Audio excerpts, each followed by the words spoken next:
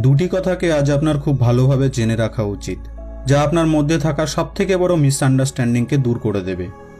1. হয় আপনার পার্টনার মানে আপনি যাকে খুব ভালোবাসেন সে আপনার সাপোর্টিভ হবে, নয়তো 2.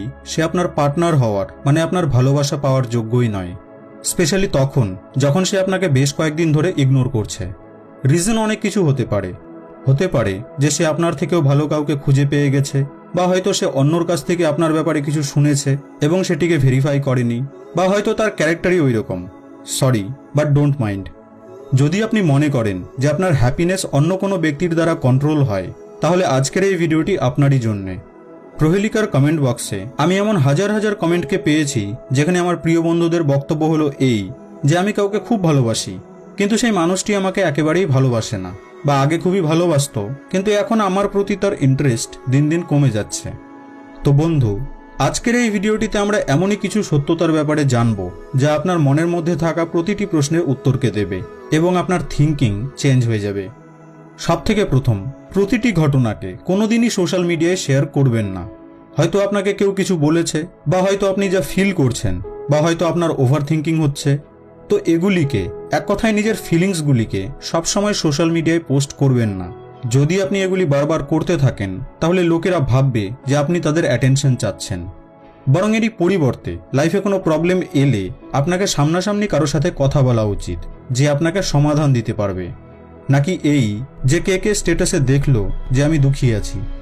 যদি আপনি এমনটি করেন তো অজান্তেই আপনি নিজের ভ্যালুকে লোকেদের কাছে কমিয়ে দিচ্ছেন। নেক্সট, বহুদিন ধরে কোনো ব্যক্তি জীবনে থাকার পর লোকেরা মনে করে যে এই রিলেশনটি হয়তো খুবই স্ট্রং, আমাদের মধ্যে হয়তো কোনোদিনই মিসআন্ডারস্ট্যান্ডিং হবে না। কিন্তু বন্ধু, রিয়ালিটি এমনটা নয়।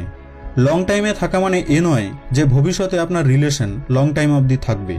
অনেক সময় বহু চেষ্টা করেও যখন আপনি সামনের ব্যক্তির ভুলগুলিকে, দোষগুলিকে ইগনোর করবেন, কিন্তু তবুও যদি সেই ব্যক্তি নিজেকে না শুধরায়, তো এই ঘটনাটি মনে খুব দুঃখ দেয়। এই জন্যেই রিলেশনে যতটা সম্ভব নিজেদের সিক্রেটসগুলিকে একে অপরকে জানিয়ে দিন। সিক্রেটস যত কম হবে রিলেশনশিপ ততই মজবুত হবে। কারো উপর প্রতিশোধ নিলে আপনার মন কোনোদিনই সন্তুষ্ট হয় না। কারো অনিষ্ট করা, খারাপ করা আপনাকে কোনোদিনই স্যাটিসফাই করবে না, বরং মন থেকে এক প্রকার গিল্টি ফিলিং সারা জীবন থেকে যাবে। আসল প্রতিশোধ তো হলো এই যে আপনি যে ব্যক্তির উপর প্রতিশোধ নিতে চান, তো নিজেকে এমন তৈরি করুন, নিজে সেই সমস্ত কিছুকে অর্জন করুন যে যাতে আপনার যেন কোনো যায় না আসে। যখন আপনি কোনো ব্যক্তির দ্বারা করা কোনো অপকর্মকে নিজের মন এবং মস্তিষ্ক থেকে মুছে ফেলেন, তখন এই প্রতিশোধ বা রিভেঞ্জ নামের শব্দটি আপনার কাছে আর এক্সিস্টই করে না। নেক্সট, হয় আপনার সাপোর্টিভ পার্টনার রয়েছে, নয়তোবা কোনো পার্টনার নেই। দেখুন বন্ধু, এই পৃথিবীর অধিকাংশ লোক সাথে থাকার ড্রামা করে, কিন্তু অ্যাকচুয়ালি তারা সাথে থাকে না। আর যখন আপনার তাদের সবথেকে বেশি প্রয়োজন পড়ে, তখনই এরা আপনার কাছ থেকে উধাও হয়ে যায়। আর খারাপ সময়ে তো এমনিতেও লোকের আসল রূপকে দেখতে পাওয়া যায়। অর্থাৎ হয় আপনার কেউ রয়েছে, নয়তোবা নেই। এর মধ্যের কোনো রিলেশন হয় না যে আছিও আবার নেইও। আর এই জিনিসটিকেই আপনাকে বুঝতে হবে যে কে মন থেকে আপনার সাথে আছে আর কে নেই। আর এখানে আমি তাদের কথা বলছি যাকে আপনি নিজের পার্টনার, লাভার, মনের মানুষ প্রভৃতি বলে থাকেন। নেক্সট, যদি কোনো ব্যক্তি আপনাকে তার নিজের দোষগুলিকে বলতে পারছে না, তো তার মানে তার মধ্যে সেলফ অ্যাওয়ারনেসের প্রচুর অভাব রয়েছে। একজন মানুষকে নিজের ব্যাপারে জানা এবং নিজেকে বোঝা খুবই জরুরি। তো যদি সে নিজেকেই ঠিকভাবে না জানে, তাহলে সে কিভাবে নিজের মধ্যে থাকা দোষগুলিকে ঠিক করতে পারবে? তাই চেষ্টা করুন যে আপনি যেন নিজের দোষগুণগুলিকে জানতে পারেন। আপনার মধ্যে এই অ্যাওয়ারনেস থাকা উচিত যে না, এই জিনিসটি বেশি করছি আমি, বা এই জিনিসটি কম করছি আমি। এটিকে নিজের মধ্যে চেঞ্জ করতে হবে। চেঞ্জ হতে দেরি হতে পারে বটে, কিন্তু ধীরে ধীরে আপনার মধ্যে পরিবর্তন আসছে। আর প্রথমে যে কাজটির জন্যে বা যে ভাবনাটির জন্য আপনি অতিষ্ঠ হয়ে পড়েছিলেন, সেটি এখন আপনাকে আর ডিস্টার্ব করতে পারে না।